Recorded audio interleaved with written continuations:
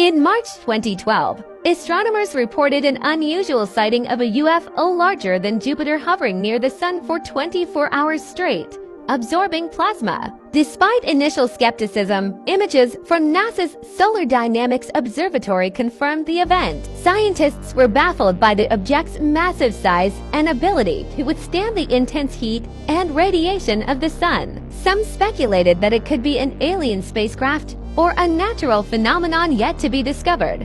What do you think?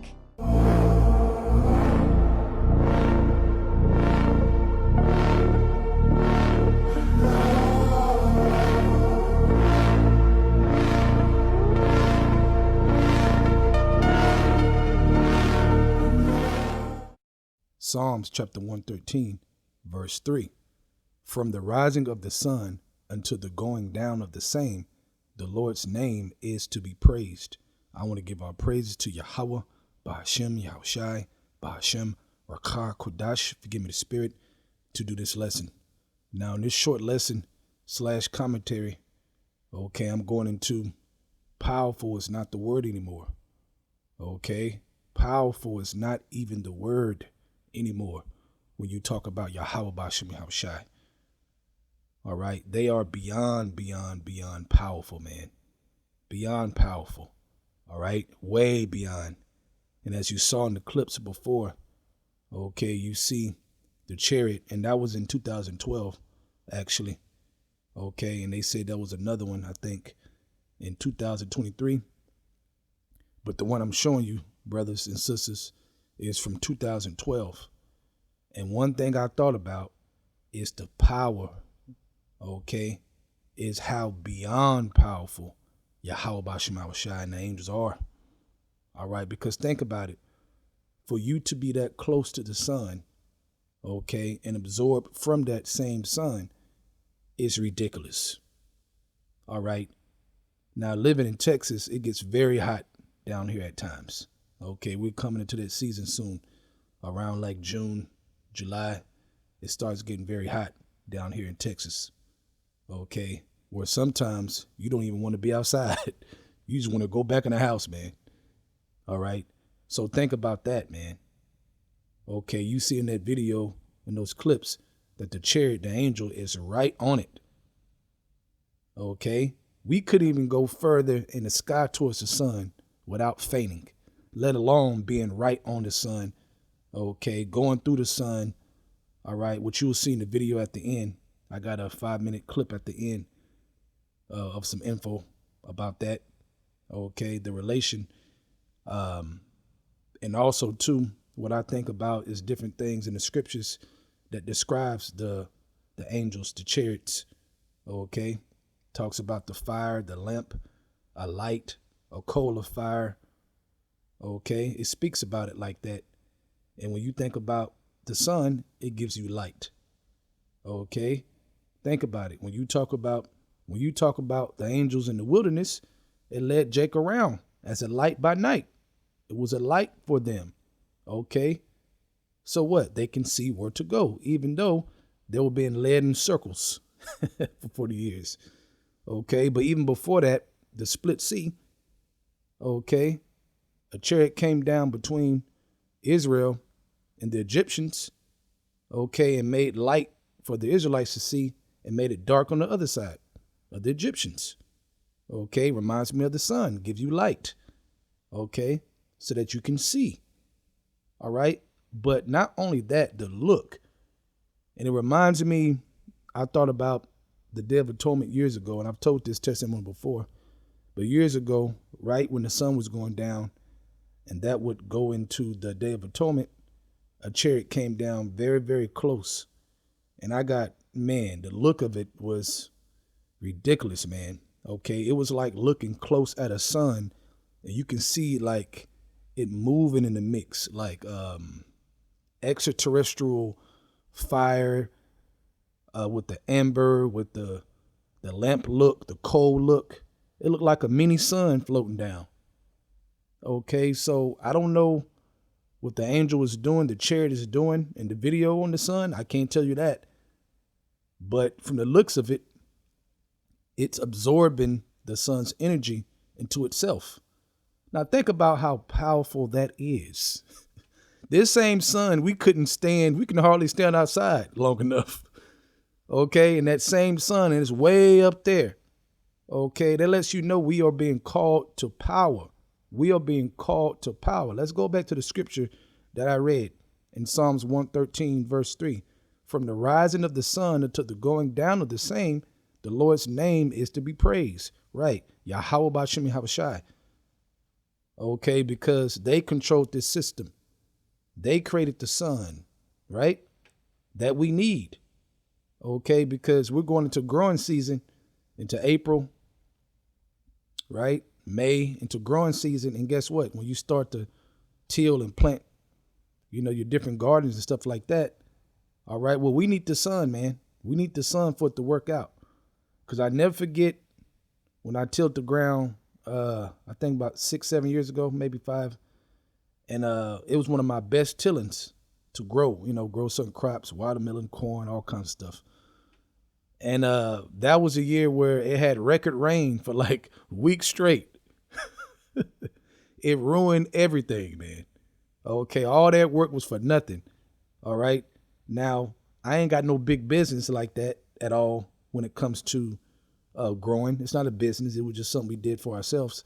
But on the news, you had multiple different farmers, okay, complaining because why? They lost a lot of money because the sun wouldn't come up like it did, right? It wouldn't shine because it was too much rain. So it was cloudy and rainy for weeks straight, okay? It broke records, okay? So it ruined a lot of their business, all right? Showing what? How important the sun is, how vital the sun is.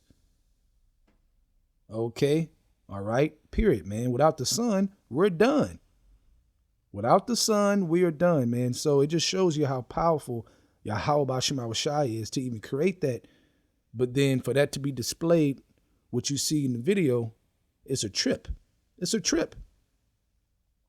Okay. So we need to act like it more and more that we have been called by the power. Okay. Something beyond powerful, man, that we have been called. Who are we?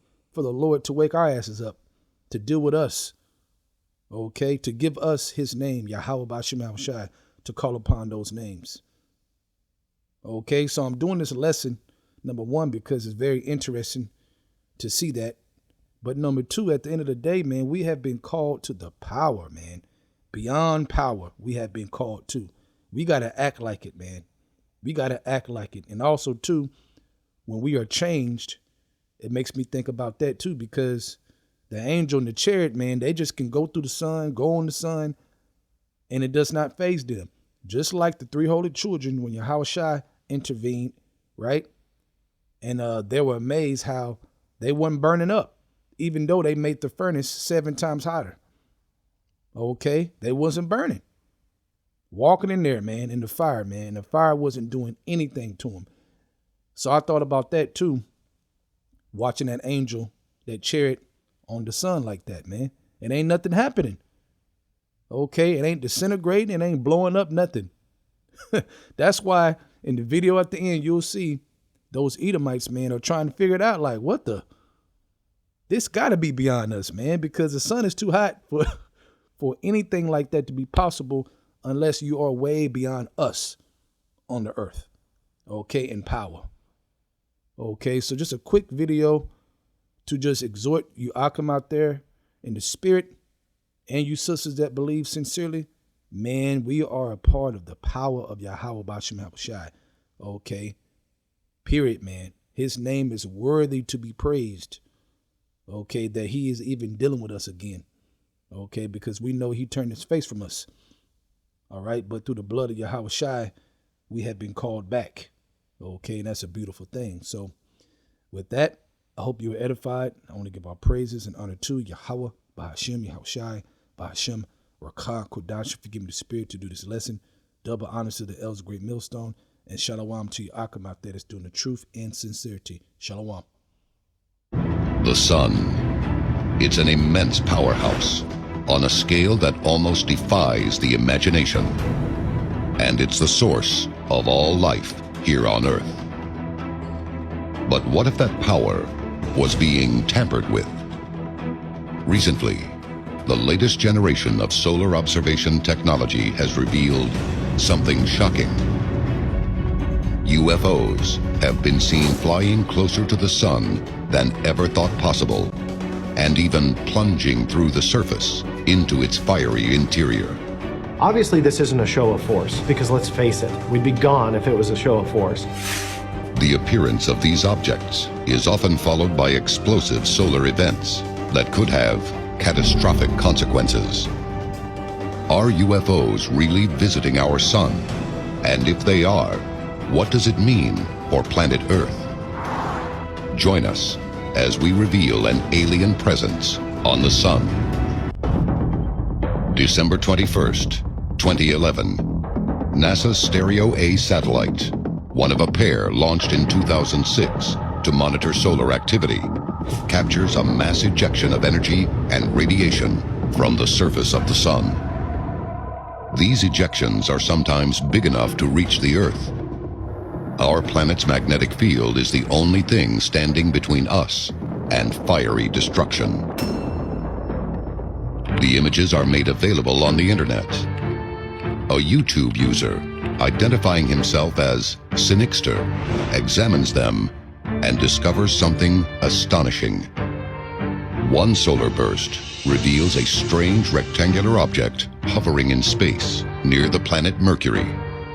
Its outcroppings bear a striking resemblance to the solar panels found on our own satellites and space stations. But there are no known spacecraft in the area, making the Mercury object a bona fide UFO. Sinixter posts his findings on the popular video site, causing an instant sensation among ufologists and scientists alike. But this isn't the kind of attention NASA is looking for. Unsealed case file. The Stereo cover-up. NASA claims the mysterious craft is in fact a solar filament, a massive jet of gas protruding out from the sun.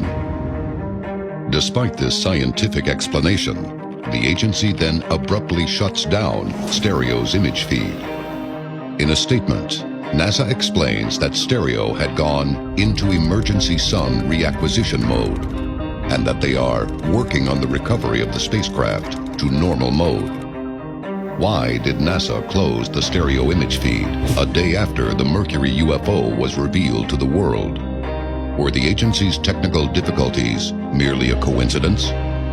Or was it conducting its own study of the object far from the public eye? April 2012. Scientists with NASA's Solar and Heliospheric Observatory, or SOHO, are examining images taken during a recent study of our sun's activity when they spot something extraordinary. It's a massive, arm-like object, unlike anything known to naturally occur in space. And on closer inspection, it bears an uncanny resemblance to a metallic space station. News of the discovery quickly spreads across the world. Experts are amazed not only by the object's enormous size, but also its ability to maintain structural integrity so close to the fiery heart of our solar system. The alien station is only an estimated 400,000 miles from the sun's scorching surface. At that distance, even titanium melts. No known metal could withstand the intense heat. And heat isn't the only danger posed by the stellar giant. The sun emits intense radiation that makes extended missions within 1.3 million miles virtually impossible in craft constructed with any known materials. The closest any man-made object has come to the sun is the unmanned Helios 2 spacecraft that approached within 26 million miles. If the object really is an alien space station, then it is the product of an advanced technology almost beyond comprehension. But why are aliens so interested in our sun? Are they on a voyage of discovery? Or do they have another agenda?